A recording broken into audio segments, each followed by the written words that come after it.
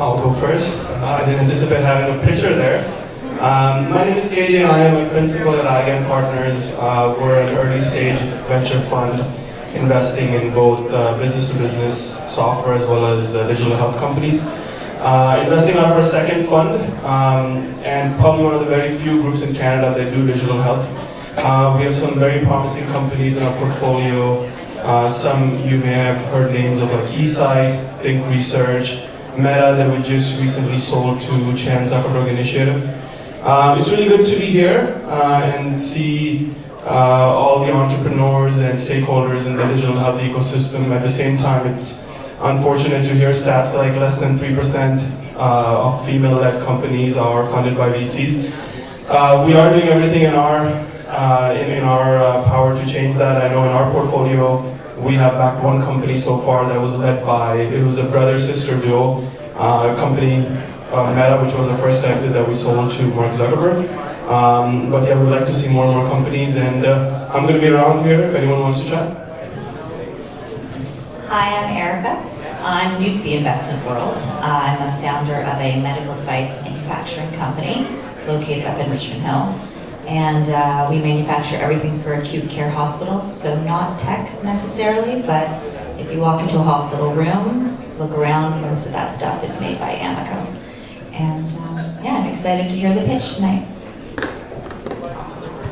Awesome, so we're gonna have everybody come close, so that if you're at the back, come on close, we promise it is a good conversation, and we are now gonna have Simon from Medstack pitch his company.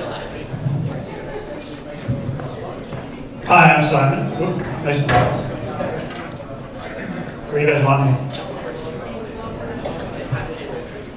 Oh, really? I get my own chair. I'll just stand. That's okay. I'll sit down when I'm done. Anyway, so I'm Simon Woodside. There we go. That's me. Okay. And I'm so glad this isn't Dragons Den. I don't have to be scared anymore. Yeah, so my company's called Medstack. And we are, as you can see, a platform for apps, healthcare apps. So I've been actually developing healthcare apps for about 10 years. And as a custom app developer. So I had my previous company, we would build apps for people. We built about 15 healthcare apps, including for many companies you'll know in Toronto. And we had this sort of interesting experience with one of our customers. We were building out their front end and back end. And they brought in a lot of consultants. So they had consultants and they had some lawyers coming in asking us about privacy and regulatory compliance and things like that. And we were pretty familiar with doing that. We've done that with previous customers, but this was a lot. So eventually I kind of went to the founder and I said, we've been talking to a lot of people, like how much you guys spent on this year? She said, oh, it's not so bad. It was only $150,000. Well, they only raised $1 million, and they just spent 15% of their total raise in a year on healthcare compliance. That's huge. I was blown away, and I thought, you know what? I've done this. I've been through this process with many companies over and over again. It's the same thing every time. There's got to be something better. So that was the genesis of Medstack. So we spun Medstack out of that company, and there's basically 3 key things you need for healthcare compliance. So there's hundreds of pages of legislation in the US and Canada, HIPAA, HIPAA, Ontario, and then there's different regs for all the different provinces. They're similar mostly, they're not all the same. And what they really focus on are 3 areas. So first of all, there's physical security. Like, have you locked the doors, that kind of thing. Second of all, there's technical safeguards, so do you have encryption, all that? And then thirdly, there's administrative compliance, so it's paperwork. Do you have policies and procedures in place? And so we run on public cloud infrastructure. So we run on top of AWS, we run on top of Azure, we run on top of IBM. We're agnostic to the different cloud providers. And they handle the physical security. They have all kinds of NIST and this and SOX 2 and all this kinds of stuff. So they take care of that, that's fine. Technical safeguards, that's where we really focus. So we do things like we encrypt the database. We do transparent database encryption. We will set up your SSL configuration. We'll do audit logging. We'll do secure backups. We will do, active system monitoring, all that kind of thing. That's where we focus. And we are developer tool agnostic. So you can bring any infrastructure, you can use PHP, you can use Node.js, you can use MongoDB, Postgres, Redis, whatever you want, we can support that. And finally, thirdly, we have partners who help with administrative compliance. So there's like 150 pages that our partners provide of policies and procedures. These things, hospitals, if you're trying to sell a hospital or clinic, they will want to see this. We give you about 25% of that already written. That's our part. And then our partners will provide you with the rest in template form. And they are experts. So they're Canadian and US companies like Privacy Horizon in Canada and amazing people in the US. And they'll give you this package for just a few $1,000s. It gives you templates partially written already. You can get going. You don't have to spend $150,000 in your first year to get that going. So that's our offering. We have a lot of technology. I call it the DevOps compiler. They're running away. This is not good. Can't see. All right, now you can see my slides. That's good. We call it the DevOps compiler. We feed in a service description in a YAML file. It spits out a secure system. One example, we use Luke's for database, for transparent database encryption. But I won't spend too much time on that because this is not a tech talk. Our customers love us. So we've been really fortunate. We have some amazing customers. They like us a lot. I won't read this to you, but I will say that Vidur just raised $1 million. Congratulations for him. He's in Philadelphia. And in part, I think, part of that success was that he didn't have to spend $150,000 on healthcare compliance. We do have 20 customers now. Our monthly run rate is 15K. We're looking at 30 by the end of over the next month. And our target is 100 customers by the end of the year. But why should you trust me? So like I said, I've been building healthcare apps for a decade. I've also been hacking on Linux systems for almost 2 decades, possibly even longer.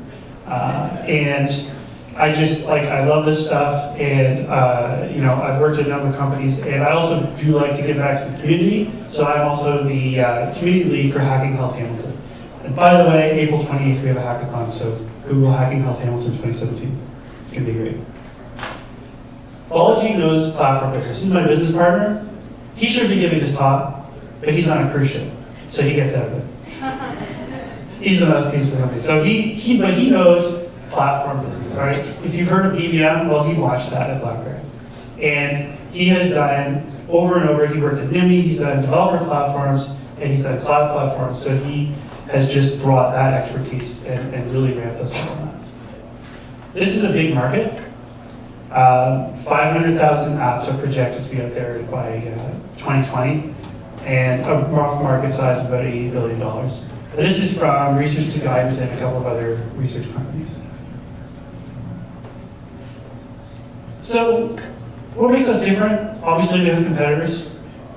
Our goal is to be easy to use. And for developers, that means, like I said, bring your own architecture. You can use whatever system you want at a reasonable cost on Medstack. In addition, there's one more thing. We do offer now interoperability as a product. So you can exchange data with hospitals and clinics using our Fire server. And that's available, again, at a reasonable cost, and there's no consulting or custom development, it just works out of the box.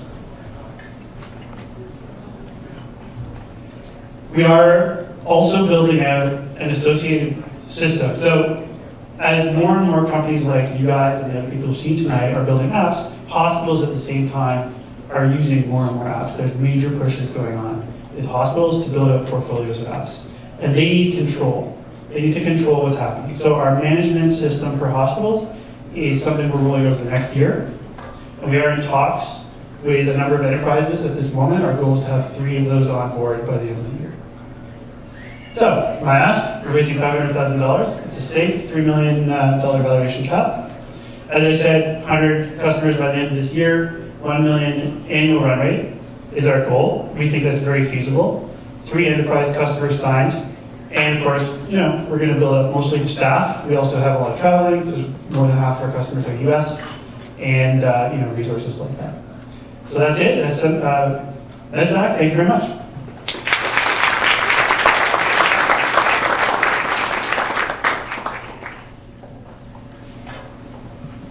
dragons do your worst.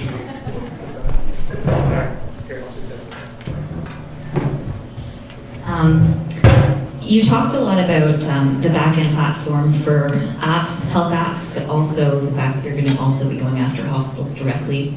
Where do you see the biggest growth revenue generator for your business in the next 3 to 5 years? Is it hospital-based cloud apps where you can do that interconnectivity with patients, or is it more individual apps? So what we believe that the developer market that we're going after right now, that we're growing in, is huge. Like I said, that's that $83 million market. But we also think that for those people to succeed, the hospitals need to be able to have that level of control. So hospital IT departments feel the need for control. And so it's basically an extension of our product in order to enable that. We also recognize that Canadian investors like enterprise businesses a lot more than they like B2C or B2developer type businesses. So that's another reason why we're pushing that direction, but we really feel that it's a key sort of product extension for us. The current customer base that you have, how many of those are smaller point solutions, call them startups, versus bigger clients? So like 95% startups. At various sizes, we're getting bigger and bigger customers. Some I think are as old as 4 or 5 years old.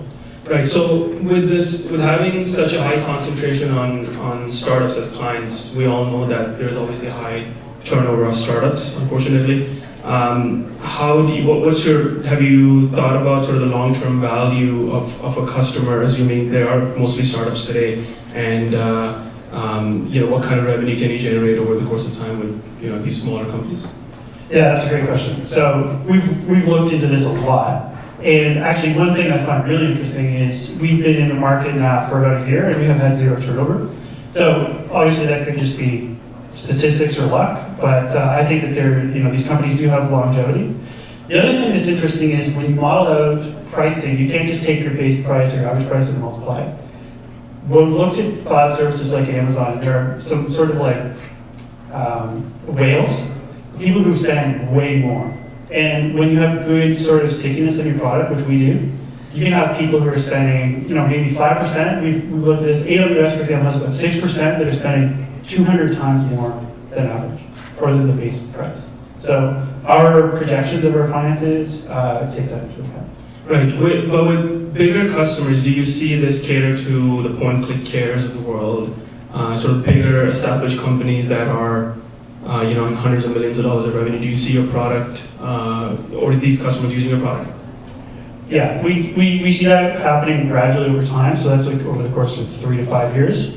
Those companies, if they're already at that size now, they're not going to use our product because they've already built it. So they already have teams of people doing this. They've already some cost fallacy, right? They've already spent all the money. They're not going to switch. But what we see are the companies that are smaller and medium sized that we're signing up new, people who are moving into this market. So they have an established revenue base, and then they need to start sending data to healthcare providers. That's something we've seen. That's where we're starting to move up the food chain, just coming right on board. And then the other side of it is startups who grow large. Right, but with these big customers, aren't they already HIPAA compliant? Don't they already have the compliance and the regulatory measures in place? There's actually quite a few companies. And I'll give you maybe 2 sides to this answer. First of all, there's quite a few companies who are skirting the regulations deliberately. So they recognize that there's a huge cost associated with actually being compliant. And so they're either not storing some of this type of data, they're keeping it on the client only, things like that. So it actually enables an improvement to their business model, so they move into it. Or they see an opportunity and they look for that ability and they find us. The other side is we do address hospitals and clinics and people like that, insurance companies, specifically with our management product. So that's a completely different side. It's like a 2-sided market. Those people are not necessarily building apps, but they need to use them. And so they're going to be paying us effectively fees to manage and control access to the apps.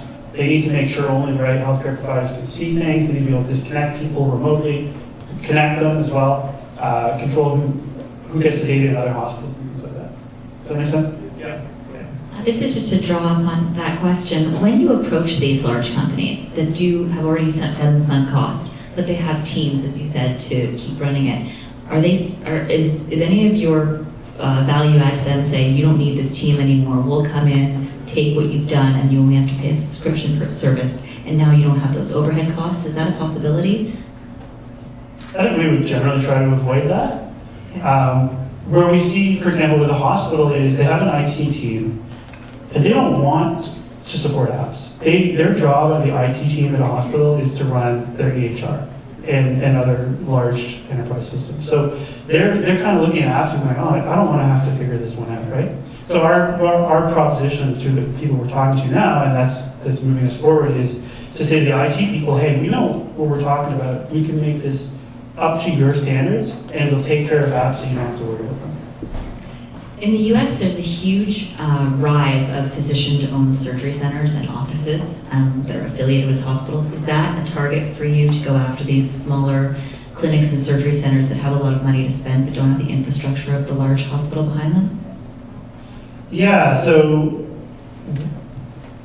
one interesting thing about that is where are they using the apps, right? So there are apps, for example, Carradine, which I mentioned, which just raised $1 million. They're actually an in-hospital system. So they're running in a neonatal intensive care unit. So they're an in-hospital system, and in their case, the hospital didn't have like a back end that they wanted them to use already. So for them, it's convenient. And then when they went to talk to those IT people, they said, hey, they gave them basically all the documentation we provided, and they talked about FHIR, and which is this interoperability system, things like that. And the IT people said, wow, you know what, we're approached all the time by app makers, and they don't know what they're talking about. You guys do, this is amazing. Go ahead. One question I have is from a technical standpoint, when you onboard a new customer, how much of that onboarding piece is done manually on the back end, like one of your developers sitting and sort of tying the knots, versus can someone just pay it with credit card on the website and download your tool and sort of ready to go, or there's still a bit of a manual element to it? Yeah, that's also a good question. So it's effectively zero long term. We have our DevOps compiler, and as people come in asking for something new that we've never integrated before, we add that in as a component, but it's modular, right? So we basically have modules that compile each type of like Redis. Somebody recently said, Realm. So Realm is a new database server. It's only been out for a few months. So it took us, I think, half a day to add that in for one person. And then after that, we can now do new realms in 5 minutes. So basically, as long as it takes to type realm into our system. Okay. This is pretty interesting because what you're doing essentially is productizing the agency consulting model, because there's a lot of consulting firms today that get HIPAA compliant and some of the other regulatory measures. Where do you see your product evolving as the firm grows? Yeah, so from a feature set, let's say. Yeah, so self-serve is a big thing for us. So right now, because we definitely take like a lean startup approach. So we want to make sure our compiler does the right thing before we introduce a complicated front end on the web for people to go and click around. But that's definitely a big step for us this year. And we're introducing the very first simple version of that within a month or two. So people can go online, just like Heroku or AWS, and say, I want 2 Redis servers and 2 Node.js servers and 2 Postgres and whatever, it just magically happens. Right now we have that capability under the hood level, we just haven't added the UI, but we're moving in that direction now, and that's going to become something that will take more of the strain off of us and enable us to scale up to that $100 customer mark. Last question from me. Very interesting to see you put your valuation cap in a presentation. I haven't seen a lot of companies do that, so that's great. Raising $500,000 gets you from 15K in MRR, and if I understand correctly, roughly about 100K run rate by the end of the year. How do you, and if I understand correctly, most of the capital you're raising is going to go towards development and tech hires. How do you plan on getting that 15K to 100K in MRR? Yeah, so it's effectively a combination of customer growth. So, our average customer right now is about $800 a month. That's increasing. That's up from about 600 last 3 months ago. So it's an increase just in raw average figures, and also just like going to 100 customers. So we're going to wind up at around $1,000 average rate. Does that answer your question? Yeah, cool. The $500,000 that you're asking for, how long do you see that taking you? Like, you're going to spend that to acquire more customers. What's that run rate provide for you, that $500K? Yeah, so 12 to 18 months for us. We are very lean. The way we operate, like I described with the compiler, it's very lean. But we do have staff that we need to pay, and the founders need to start getting paid. That'd be great. They really want that. I really want that. So. Okay. Thanks a lot. Thank you. Thanks, Maggie. Thanks, Maggie.